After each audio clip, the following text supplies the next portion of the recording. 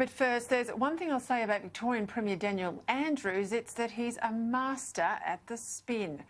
His government might be responsible for last year's quarantine chaos linked to the deaths of 800 Victorians.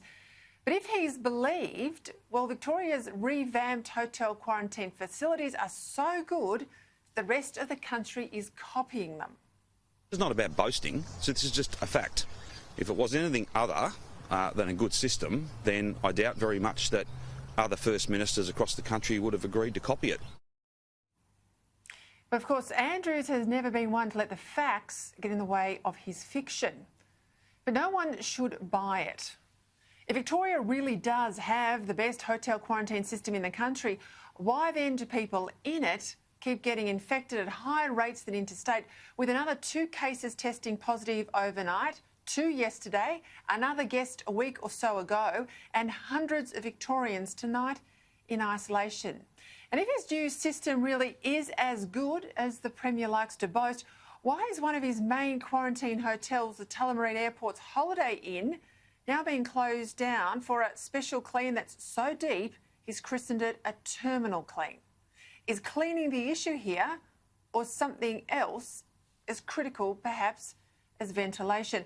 As the president of the Victorian AMA said today in a tweet, 1 case is unfortunate, but 2 or 3 is careless. Demanding that AMA Victoria, so says the president, would like to see the original ventilation audit to demonstrate that the Holiday Inn was safe to use in the first place. Well, the spin, though, continues from the government that this, yet again, isn't so much their fault, but the fact that they're dealing with this wildly infectious virus. There's no reflection on any system. It's simply the fact, and we need to acknowledge it, that it's not a static enemy. It's wicked and it is changing. Sure, wildly infectious. Just like last year, where you said, Premier, for months and months it was nothing to do with your decision to reject police and army support, your lax procedures, your unapproved security firms, the whole lot, until in the end you couldn't defend the indefensible anymore. Although this time it seems not everyone is in cover-up mode. Notwithstanding Premier Dan Andrews boasting yesterday morning that his system was so good the rest of the country was looking to copy it, his chief health officer gave the game away yesterday afternoon when he said the whole system needed, quote, a root and branch review. I want a root and branch review just like everyone else.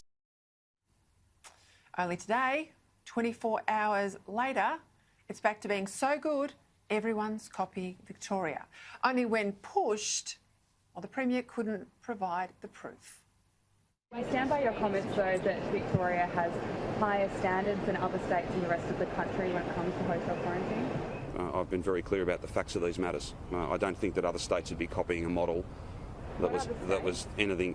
Well, the only reason staff are getting tested every day is because... Sorry, Premier, what other states are copying Victoria's model? Well, with the greatest of respect, if you ask the questions and then I'll answer them, and if I can complete a sentence, then we'll be able to get to the next one. Careful there, Premier. The moment a politician gets snippy, you know they're under pressure. Now, given New South Wales has more than double the quarantine travellers than Victoria has, and nowhere near the same number of infections, well, I think Premier Berejiklian got it right in one. I believe in New South Wales we've demonstrated, because of the number of people we've been able to bring back home, the robustness of it, and mistakes will happen, Ben. It doesn't matter how good your system is. I think the people of New South Wales don't want me to lower myself to those type of statements. He's pretty good at spin, and that's all I'll say. He's pretty good at the spin, and that's all I'll say. That's what she said, and she's right. What about yesterday's sequence of media events? Now, call me cynical, but we had the Premier out in the morning saying his system was the best, everyone's copying it, he said. That was the boast.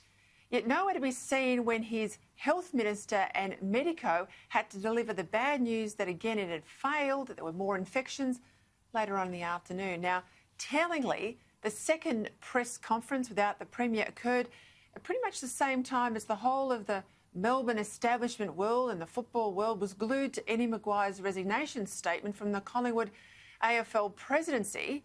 And given Maguire's departure was something that was rumoured, we talked about it here in the newsroom at Sky all day, well, you can't tell me that the timing of the two press conferences almost simultaneously was a coincidence. Now, forget boasts about quarantine. The only thing Victoria does better than any other state is political spin. All that any other system might want to copy out of Melbourne Premier is your ability to get so much wrong and to date pay so little a political price.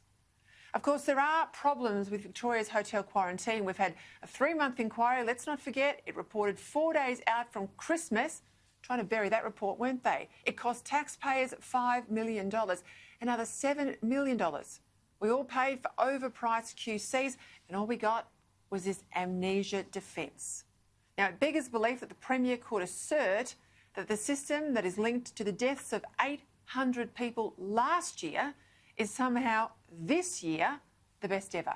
Presumably, all the Coate inquiry recommendations have been adopted, all that's done, and you've got all of this happening today, and now you've got the Chief Health Officer 2 months in from these Coate recommendations saying, we need another review.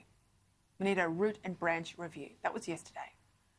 Now, when are Victorians going to wake up to this bloke? When is someone going to notice the Emperor has got no clothes? When will people start to see him for who he really is? Look at what's going on.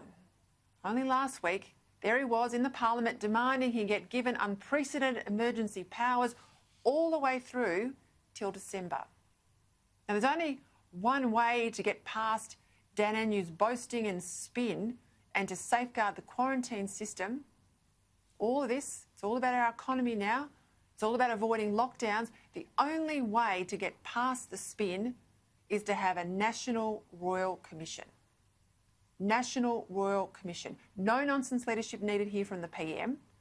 And the Royal Commission would have the power to compel witnesses, to subpoena documents, cut through all the obfuscation, the finger pointing, explain what we have got right and what we've got wrong. Who's to credit, who's to blame? All the strengths and weaknesses of our national COVID response. Let's recall what the Coate inquiry, and it was a bit of a whitewash, wasn't it? What the Coate inquiry said of Victoria's hotel quarantine system. Essentially, Coate said that untrained and unqualified people were running it, no one was really in charge, but that no one was to blame because the Westminster system of accountability had completely and utterly broken down.